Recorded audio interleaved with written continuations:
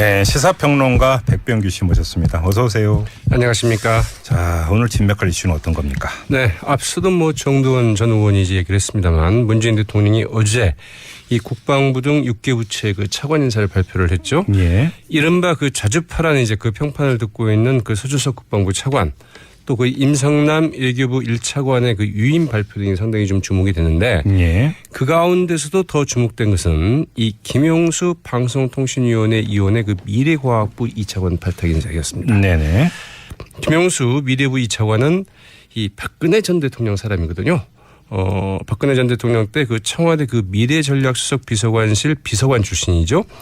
그래서 이제 그 미래과학부 그 정보통신정책실장을 역임한 부여권 인사인데, 네. 특히 이제 그 지난해 4월에 이 황교안 대통령 권한대행이 야당과 그 방송계의 그 거센 반발에도 불구하고 이 방송통신위원회 그 상임위원으로 임명을 해서 이른바 그 방통위 그 알박기 논란을 빚었던 인물이기도 하죠. 예. 문재인 대통령이 그런 구여권 인물을 왜 미래과학부 2차관으로 발탁 인사했을까? 그 맥락 좀 살펴보도록 하겠습니다. 그냥 그 단순하게 탕평 인사 이렇게 해석하면 안 되는 겁니까? 그거는 아니죠. 그건 아닙니까? 그렇습니다. 네. 예. 아니 그 아무리 한다더라도 그 자유한국당 그것도 이제 구 박근혜 대통령과 박근혜 전 대통령과 뭐 탕평 인사 할 이유는 없죠. 그래요? 그럼 어떤 맥락이 있는 겁니까? 일단 뭐 신의 한 수다 이런 이제 평가도 나오고 있습니다. 왜냐하면 이 문재인 대통령의 그 집권에도 불구하고 그 방송통신위원회 자칫하면 이 정부 여당이 주도권을 그 야권에 뺏길 수 있는 이런 구도가 될 뻔했습니다. 그러나 이번 인사로 그 정부 여당이 이 방송 정책 전반에 대한 주도권을 좀 확보할 수 있게 됐기 때문이죠. 그 무슨 그러니까 인적 구성 얘기를 좀 해야 될 것 같은데. 그렇죠. 예. 그렇죠. 이제 그 방송통신위원회 그 인적 구성 이야기를 좀 해야겠는데요. 예. 이 방송통신위원회는 모두 그 5명의 위원으로 구성이 되죠. 여야 추천 위원 수가 3대2 구도입니다. 네. 그래서 항상 3대2 이런 결정이 나는 경우가 많죠. 이 대통령이 이제 방송통신위원회 위원장과 위원 1명을 이제 그 지명하게 되고요.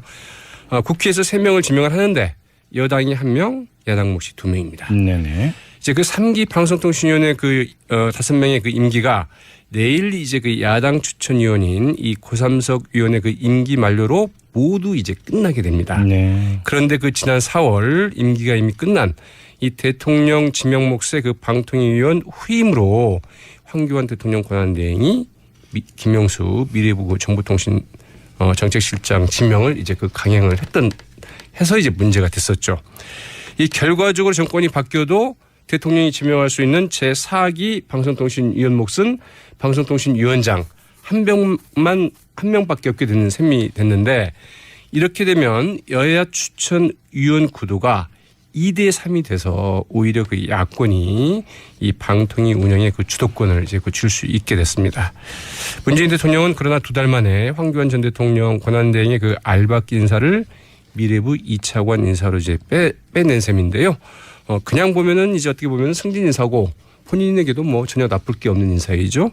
그러나 이제 문재인 대통령과 그 집권 여당으로서는 이 방송 적폐 청산을 위한 교두부를 확보할 수 있는 인사였다. 그래서 뭐 신의 한 수다 이런 이제 평판이 나오고 있는 거죠. 그 꼼수라는 지적도 나온다면서요? 맞습니다. 이 자유한국당이 아주 그 발끈하고 있습니다.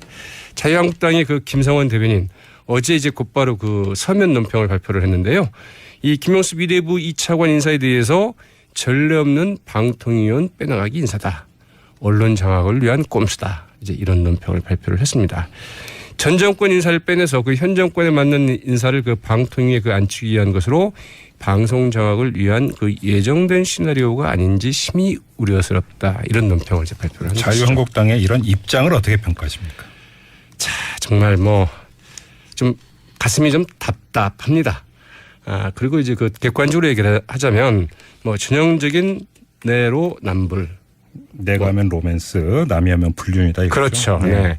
지난 9년 동안 이명박 박근혜 정권이 그 방송을 좀 어떻게 만들었는지를 좀 생각할 때 과연 이런 말을 이렇게 그 스스럼 없이 해도 될까 싶기도 한데요. 이 지난 9년 집권 때 그 철저하게 사실은 방통위 등에서 그 수적 우위로 좀 밀어붙였고요.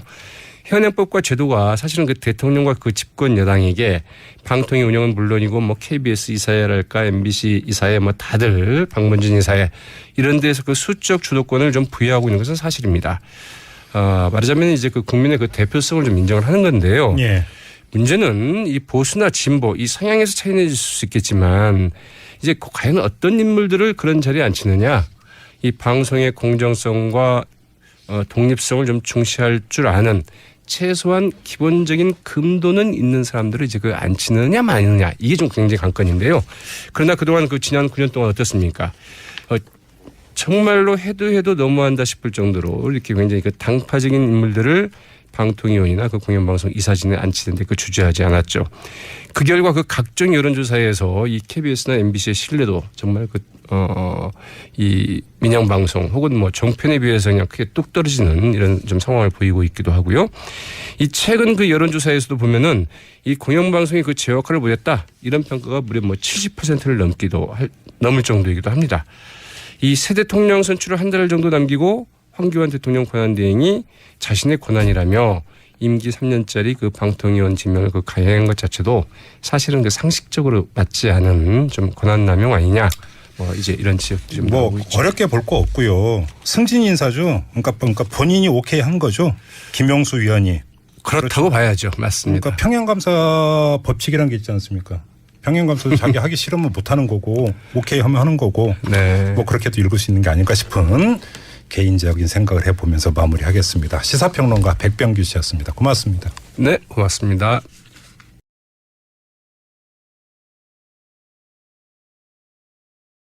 여당이 1명, 야당 몫이 2명입니다. 네네. 이제 그 3기 방송통신위원회 그 5명의 그 임기가 내일 이제 그 야당 추천위원인 이 고삼석 위원의 그 임기 만료로 모두 이제 끝나게 됩니다. 네. 그런데 그 지난 4월 임기가 이미 끝난 이 대통령 지명 몫의 그 방통위원 후임으로 황교안 대통령 권한대행이 김영수 미래부 정보통신 정책실장 지명을 이제 그 강행을 해서 이제 문제가 됐었죠. 이 결과적으로 정권이 바뀌어도 대통령이 지명할 수 있는 제4기 방송통신위원 몫은 방송통신위원장 한 명밖에 없게 되는 셈이 됐는데 이렇게 되면 여야 추천위원 구도가 2대 3이 돼서 오히려 그 야권이 이 방통위 운영의 그 주도권을 이제 그 줄 수 있게 됐습니다. 문재인 대통령은 그러나 2달 만에 황교안 전 대통령 권한대행의 그 알박기 인사를 미래부 2차관 인사로 이제 빼낸 셈인데요. 그냥 보면은 이제 어떻게 보면 승진 인사고 본인에게도 뭐 전혀 나쁠 게 없는 인사이죠. 그러나 이제 문재인 대통령과 그 집권 여당으로서는 이 미래과학부 2차관으로 발탁 인사했을까 그 맥락 좀 살펴보도록 하겠습니다. 그냥 그 단순하게 탕평 인사 이렇게 해석하면 안 되는 겁니까? 그거는 아니죠. 그건 아닙니까? 맞습니다. 네. 아니 그 아무리 한다더라도 그 자유한국당 그것도 이제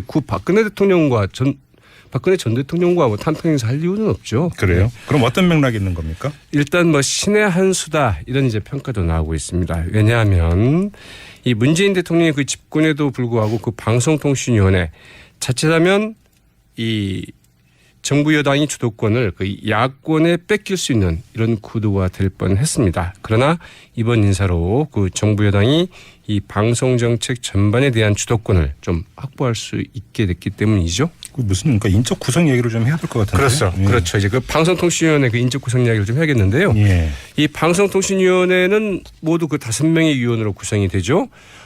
여야 추천 위원 수가 3대 2 구도입니다. 네. 그래서 항상 3대 2 이런 결정이 나는 경우가 많죠. 이 대통령이 이제 방송통신위원회 위원장과 위원 1명을 이제 그 지명하게 되고요. 국회에서 3명을 지명을 하는데 방송 적폐 청산을 위한 교두부를 확보할 수 있는 인사였다. 그래서 뭐 신의 한 수다 이런 이제 평판이 나오고 있는 거죠. 꼼수라는 지적도 나온다면서요? 맞습니다. 이 자유한국당이 아주 그 발끈하고 있습니다. 자유한국당의 그 김성원 대변인 어제 이제 곧바로 그 서면 논평을 발표를 했는데요. 이 김영수 미래부 2차관 인사에 대해서 전례 없는 방통위원 빼나가기 인사다. 언론 장악을 위한 꼼수다. 이제 이런 논평을 발표를 했습니다. 전 정권 인사를 빼내서 그 현 정권에 맞는 인사를 그 방통위에 그 앉히기 위한 것으로 방송 장악을 위한 그 예정된 시나리오가 아닌지 심히 우려스럽다. 이런 논평을 이제 발표를 한 것이죠. 자유한국당의 이런 입장을 어떻게 평가하십니까? 자, 정말 뭐 좀 가슴이 좀 답답합니다. 그리고 이제 그 객관적으로 얘기를 하자면 뭐 전형적인 내로 남불 내가 하면 로맨스, 남이 하면 불륜이다 이거죠. 그렇죠. 네. 지난 9년 동안 이명박 박근혜 정권이 그 방송을 좀 어떻게 만들었는지를 좀 생각할 때 과연 이런 말을 이렇게 그 스스럼 없이 해도 될까 싶기도 한데요. 이 지난 9년 집권 때 그 철저하게 사실은 방통위 등에서 그 수적 우위로 좀 밀어붙였고요. 네, 시사평론가 백병규 씨 모셨습니다. 어서 오세요. 안녕하십니까. 자, 오늘 진맥할 이슈는 어떤 겁니까? 네, 앞서도 뭐 정두원 전 의원이 이제 얘기를 했습니다만 문재인 대통령이 어제 이 국방부 등 6개 부처의 그 차관 인사를 발표를 했죠. 예. 이른바 그 좌주파라는 이제 그 평판을 듣고 있는 그 서주석 국방부 차관 또 그 임성남 외교부 1차관의 그 유임 발표 등이 상당히 좀 주목이 되는데 예. 그 가운데서도 더 주목된 것은 이 김용수 방송통신위원회 위원의 그 미래과학부 2차관 발탁 인사였습니다. 네네. 김용수 미래부 2차관은 이 박근혜 전 대통령 사람이거든요. 박근혜 전 대통령 때 그 청와대 그 미래전략수석 비서관실 비서관 출신이죠.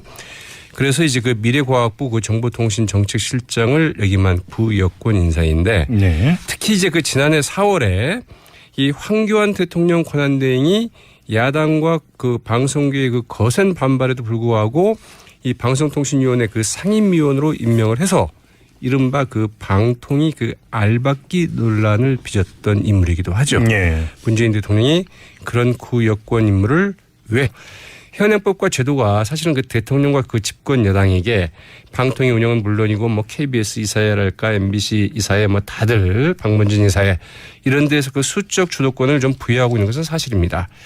말하자면 이제 그 국민의 그 대표성을 좀 인정을 하는 건데요. 예.